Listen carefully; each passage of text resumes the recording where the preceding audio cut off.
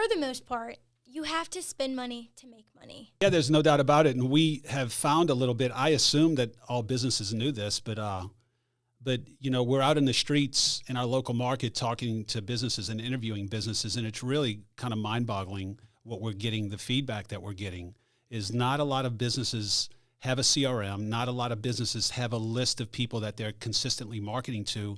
So I'm not sure where the disconnect is, but you have to spend money. You have to have outbound marketing going at all times in order to have a chance at success, and it's really mind-boggling that this is like the basics, the 101s of marketing is, hey, find a tool. There's free tools, there's cheap tools where you can take all of your customer data. And every time somebody walks in your showroom, every time somebody comes online and fills out a form, this is an asset for your business. So you have to tend to it. Look at that piece of data as a piece of revenue or dollars and cents, because that's what it is if you know how to use it properly. But we're finding that, listen, no CRM, no list management, no place where they have the consolidated data, whether it's accurate or not, they have no idea.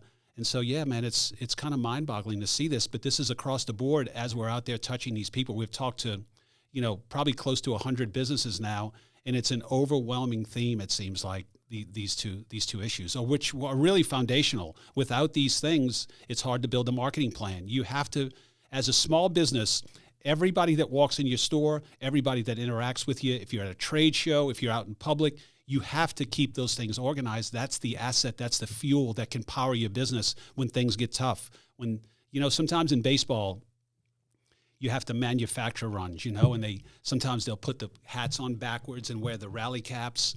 And that's what you have to do sometimes in business. And if you have an empty tank on how to do that, then that's a problem. But listen, if you have a couple of thousand customers in your database, listen, there's all kind of creative ways to go activate those people to get them to spend money. So it's really a foolish thing if you're not paying attention to this as a business. Yeah, and if you're looking to build up your database, and Mike had brought this up too. It was like this guy was just struggling to get customers into the door. And if they were coming into the door, he didn't know how they were finding him. And so you can give out however many free samples of your product to try and get more customers. But if you're not including something on the free product to get to know if it's working, and that's the reason why they're coming into the door, like a call to action. If you're not putting it on the little baggie that says, hey, if you don't mind, do this, or when you come into the store, say this, so you know where they're coming from. Or if you're going to give something free, it's free, you're not charging them, but it shouldn't be free. Free. So the exchange in value is, hey, I'm giving you this offer.